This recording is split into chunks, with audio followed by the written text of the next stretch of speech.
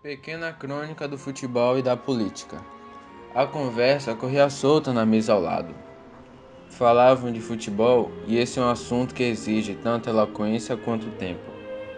Não se fala de futebol em voz baixa, nem só um pouquinho.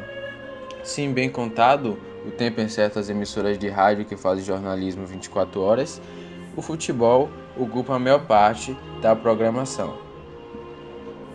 Por vezes, chego a pensar que o brasileiro gosta mais de falar sobre futebol do que do jogo propriamente dito.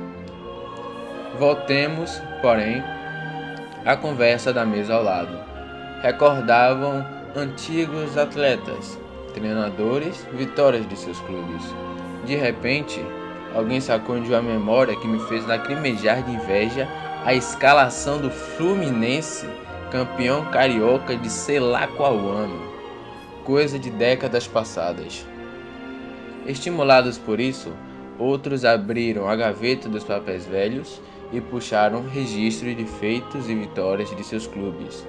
As principais interjeições eram reservadas a grandes goleadores e goleiros. Os assuntos mais densos envolviam esquemas de jogo, escalações, receitas para o sucesso e para o fracasso.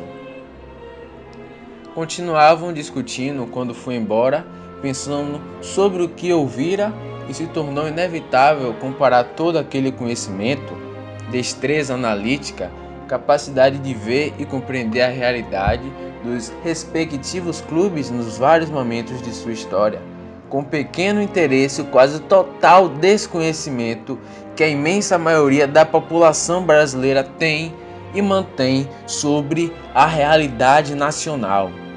Sim, só ela explica o longo período de hegemonia esquerdista pelo qual passamos.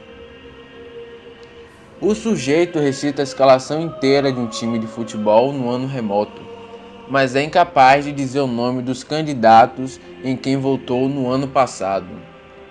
Conhece, passo a passo, a trajetória de seu clube e os protagonistas de seus feitos, mas nada sabe sobre as principais figuras da história do Brasil. É incapaz de identificar, pela imagem, José Bonifácio, Joaquim Nabuco, Machado de Assis, Castro Alves, simplesmente porque suas estátuas não existem e suas obras nunca lhes foram valorizadas. Sei o quanto é comum isso que descrevo, mas sei também o quanto o nosso país seria melhor, mais desenvolvido, mais humano, mais justo, respeitado e amado se atribuíssemos à sua história, sua política e suas grandes questões o mesmo esforço de atenção e inteligência que dedicamos ao futebol. Cada brasileiro, com certa razão, se considera um técnico em futebol. No entanto, em relação ao país, não aprende coisas fundamentais como prestar atenção ao que já fez e não deu certo.